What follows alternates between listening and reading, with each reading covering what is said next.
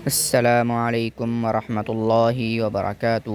جی ناظرین، اگر آپ قرآن پاک سیکھنا چاہتے ہیں، تجوید کے ساتھ اور حرف بحرف تجوید کے ساتھ پڑھنا چاہتے ہیں تو میرے اس چینل کو فالو کریں۔ جزاکم اللہ خیراً کثیراً فی الدارین۔ ناظرین، جیسا کہ آپ جانتے ہیں کہ ہمارا صفات سیریز سبق شروع ہوا ہے۔ کچھ دنوں سے الحمدللہ ہمارے 8 صفات مکمل ہو چکے ہیں۔ آج ہم پڑھنے جا رہے ہیں صفت نمبر 8، صفت نمبر 9 اور صفت نمبر 10۔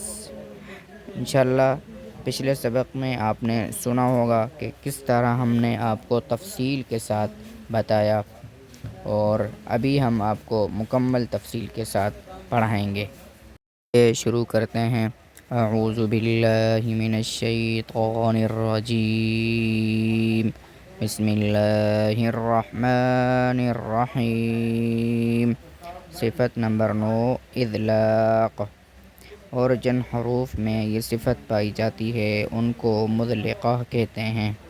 اس صفت کا مطلب یہ ہے کہ یہ حروف ادا کرتے ہوئے زبان اور ہونٹ کے کنارے سے بہت سہولت کے ساتھ جلدی ادا ہو جاتے ہیں، اور ایسے حروف 6 ہیں جن کا مجموعہ یہ ہے: فر من لب، یعنی ان میں جو حروف شفویہ ہیں وہ ہونٹ کے کنارے سے ادا ہوتے ہیں، اور جو شفویہ نہیں ہیں وہ زبان کے کنارے سے ادا ہوتے ہیں۔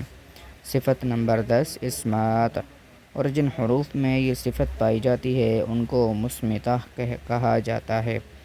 اس صفت کا مطلب یہ ہے کہ یہ حروف اپنی مخرج سے مضبوطی اور جماؤ کے ساتھ ادا ہوتے ہیں، اور آسانی اور جلدی سے ادا نہیں ہوتے، اور مذلقہ کے سوا سب حروف مصمتہ ہیں۔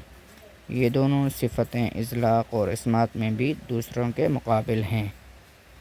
امید ہے کہ ویڈیو آپ کو پسند آئی ہوگی۔ اگر آپ ہمارے چینل پر نئے ہیں تو چینل کو سبسکرائب کریں اور بیل آئیکن کو ضرور پریس کریں تاکہ ہماری ہر آنے والی نئی ویڈیو بآسانی آپ تک پہنچ سکے۔ جزاکم اللہ خیراً کثیراً فی الدارین۔